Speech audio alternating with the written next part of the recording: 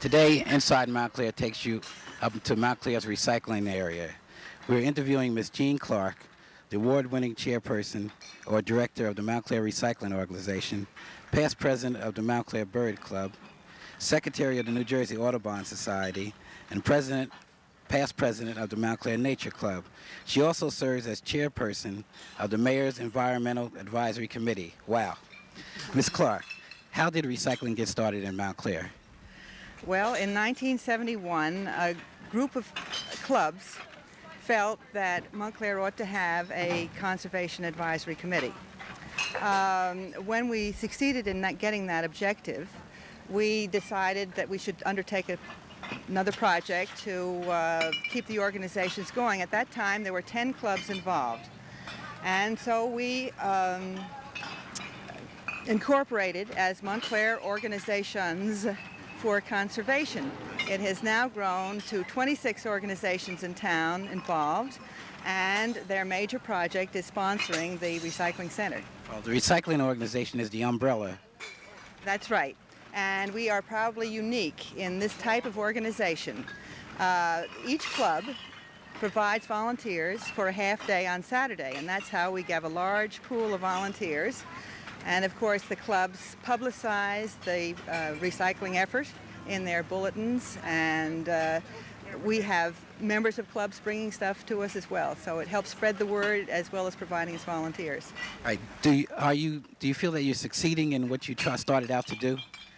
Yes, I think we're probably the most successful volunteer recycling program in New Jersey, and certainly a volunteer program that's lasted for 7 years is something we never expected when we started. We thought maybe if we lasted a year we would be lucky. We have, in the almost 7 years since we started, been responsible for recycling 8,000 tons of materials, and which have been sold for almost $200,000. Really? How do you measure success in recycling? Well, it's very easy. You see, you can measure it in pounds and tons and dollars. In so many volunteer efforts, it's very hard to evaluate how successful you've been. Right. Now, what was the tonnage when you started out? What was the average Saturday? Well, I think on an average Saturday, we were happy if we got 10 or 11 tons. That includes glass and paper? Glass and newspaper. In February and early March of this year, we had 3 Saturdays where we received 32 tons of material here in a 6-hour period. 32 tons? 32 tons. My goodness. When you went to Tennessee and you had a speech down there. Yes. Were they interested in just what Montclair was doing, or did you try to start other recycling efforts there? Yes, they're very interested. All solid waste is a major problem for most states.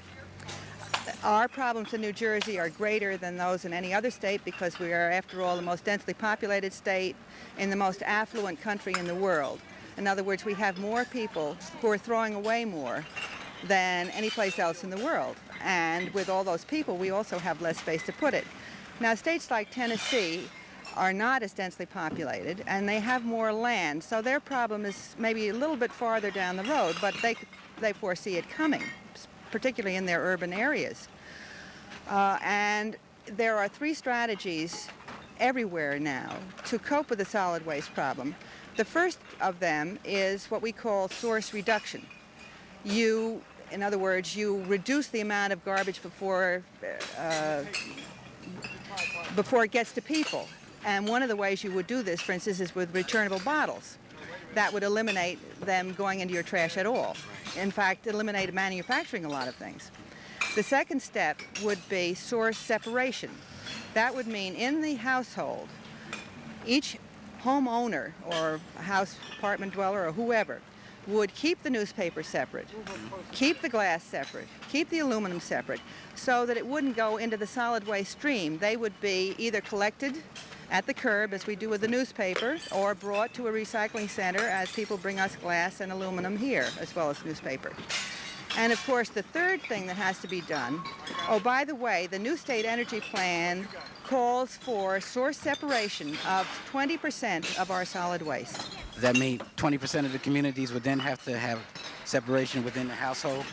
No, it means every community would have to have a source separation program, a recycling program like ours, which would remove 20% of the solid waste from the solid waste stream, because every community would have to separate out the newspaper and separate out the glass in order to do this. That's a large percentage. Right. With the remaining 80%, we are talking now about a resource recovery program for each of New Jersey's 21 counties and the Hackensack Meadowlands development area. Resource recovery would mean getting energy from that remaining 80%, either by shredding it and burning it in, say, public service boilers, or converting it to methane, a gas, something like that. That was the way we would treat the remaining 80%.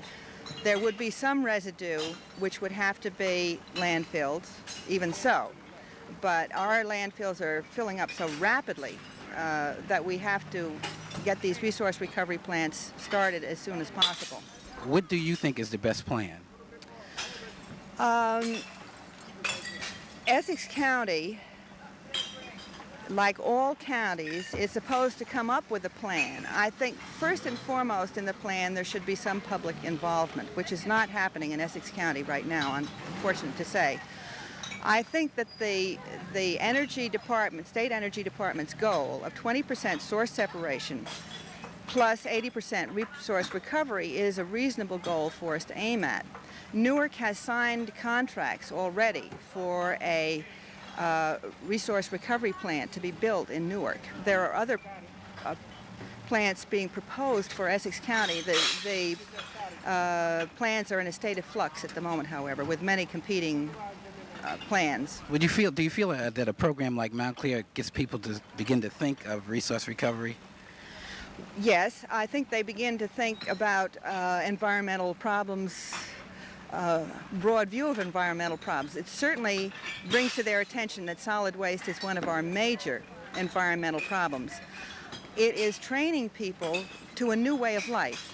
We are all going to have to change our way of life to cope with this problem. And one of the ways we're going to have to change it is to make sure we keep the newspaper out of the trash, and to make sure we keep the glass out of the trash, and to make sure we keep the aluminum out of the trash. And any community that doesn't have a system that permits its residents to do that has got to work for one. We feel very fortunate in Montclair that we have a well-established, good working system, but you know, only 50% of the people in town still, after all this time, participate. That was my next question. And I think that is discouraging. You know, you can, one day you're an optimist and you think that the glass is half filled, and the other time you're a pessimist and you see that it's half empty. Right. And that's the way I look at Montclair.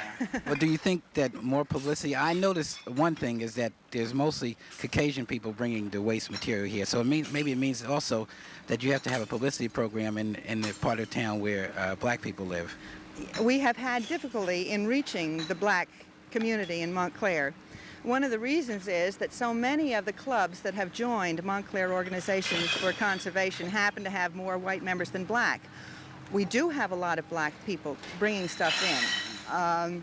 We don't have any real black involvement in the organization itself, and I wish we could get some organizations in the black community to join us. We've tried, and anything that we can do to encourage those organizations to join us, we would like. We need black volunteers here as well as black customers. All right. Well, Mitch will help to try to help you do that. The Montclair Environmental Commission, which you serve, the advisory commission, yes. What are they doing? What's your role there? Well, the advisory committee, I must say, has been quite quiescent. The major thing that we did was to urge the town to acquire what is now known as Alonzo F. Bonsall Wildlife Preserve, half with Green Acres funds and half with HUD funds.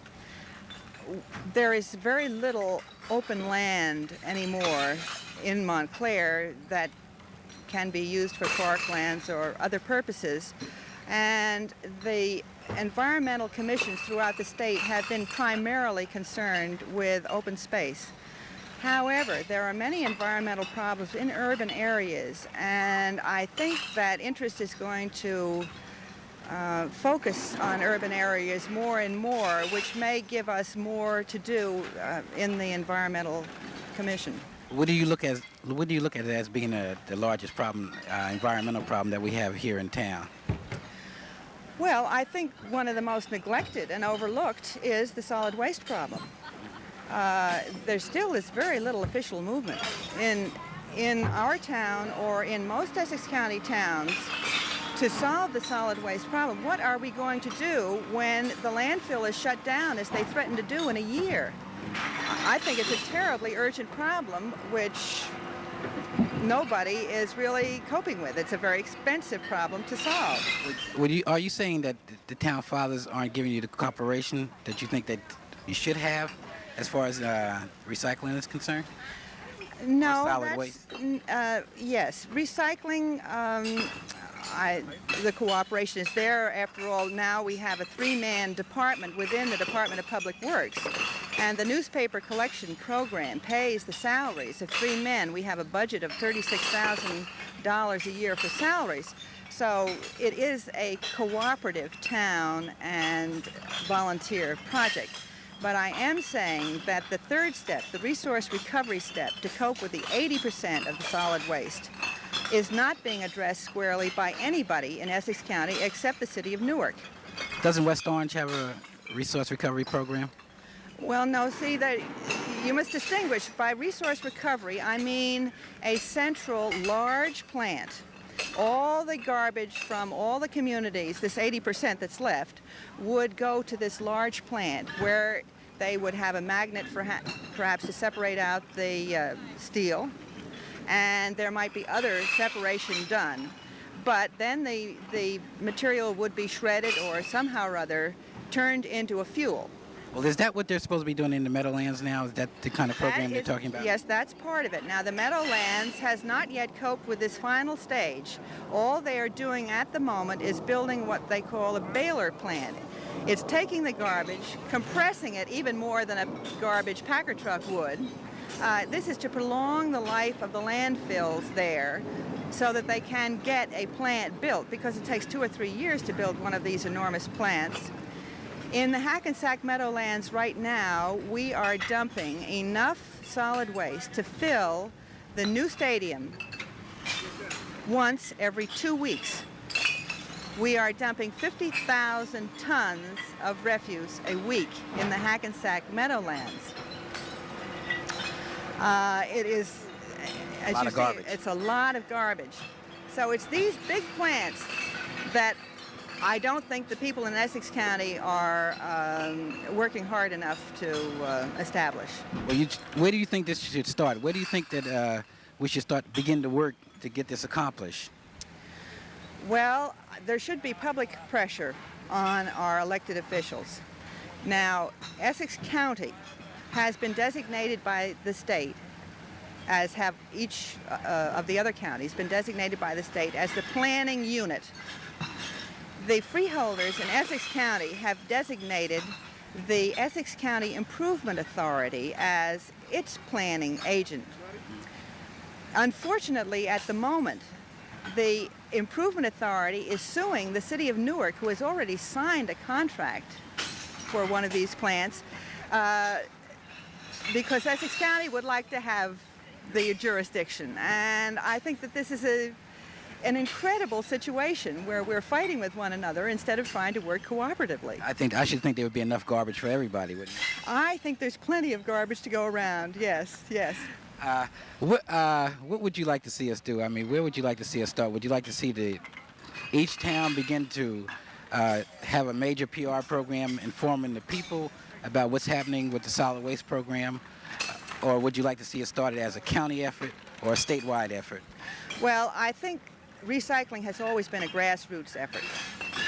It's one of the few things that a citizen can do himself to improve the world he lives in. You don't have to wait for government to do it for you. You can do it yourself. And most recycling programs have started from the bottom. I think this should continue, and I think that a publicity campaign among the people to start recycling programs in towns in Essex County where there aren't any so far would be marvelous. I also think that the people should be aware of the future problem we face with these large plants, so that they can understand the discussions when it comes up, or how are you going to spend this $200 million or whatever it's going to be to solve the problem. And you know, right now, communities are able to landfill, dump in the Hackensack Meadowlands their garbage for something like $2.25 a ton. When these larger plants are in place, it's going to cost us from $7 to $12 to $16 a ton. And this is going to be reflected in everybody's taxes. So it behooves everybody to get as much of that out before it has to go to one of these big plants. After all, when you take the newspaper out before it has to be disposed of for, say, $10 a ton, we are selling it for $40 a ton. Right. So you benefit in both directions. So is there a possibility that by this resource recovery, waste disposal can pay for itself, or almost pay for itself? No, probably not. When you get to the big resource recovery plants, the technology is very sophisticated. And the plants cost a lot of money, and to operate them is going to cost a lot of money. Now, the sale of fuel and the sale of some materials that can be recovered will help keep that cost down, but it will never pay for itself. However, source separation, where the material is separated by low technology, that's you and me. Right. Then those programs can pay for themselves, as Montclair has proved. We made a profit of $9,000 a year while supporting the salaries of our 3 men and maintaining our rather expensive Packer truck and our other vehicles. That's $9,000 net? That is $9,000 net, yes. I would think that would be enough an incentive for cooperation with town officials. Yes, I would think so too. All right, Ms. Clark, I'd like to thank you very, very much for taking time out on such a busy, busy day. Well, it was very nice to talk to you. All right. This is Ron Murphy reporting for Inside Montclair.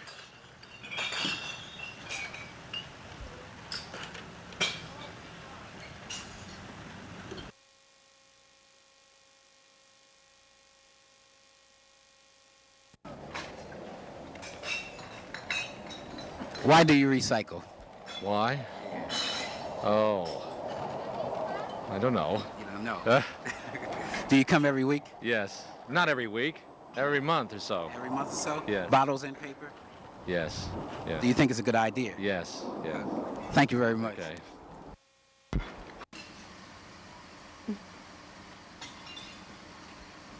Why do you recycle? Because I want to support the recycling program in town. I think it's a good thing to do. Thank you. You're welcome. Ha!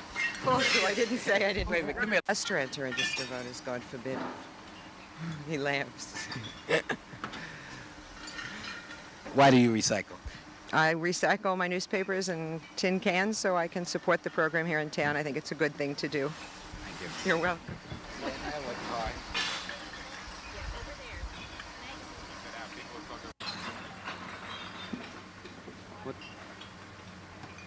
Why do you recycle?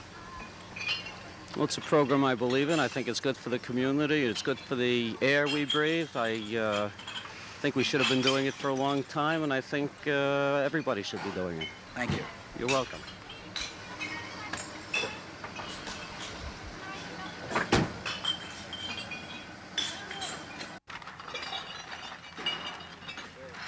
Why do you recycle? Well, I think instead of wasting, I like to see things used again. Because there's too much waste in this country now, and if we can in some way save and use something over again, then I believe in that. Thank you. Huh? How you doing? All right, how you doing?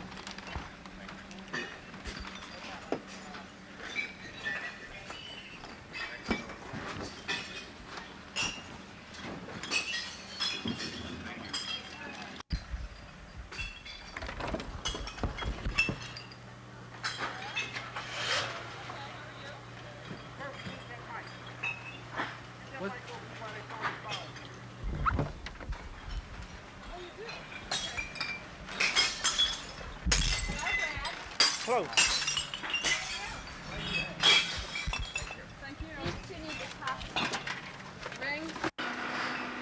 Get ready, Sean.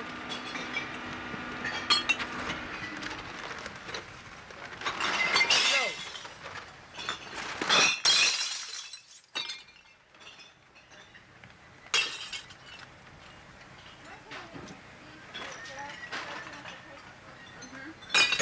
Hold it. Sean, get the newspaper. Wait a minute.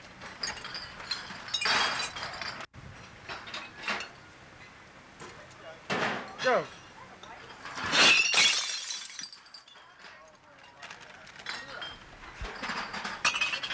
Feel good now, brother? Looks like it.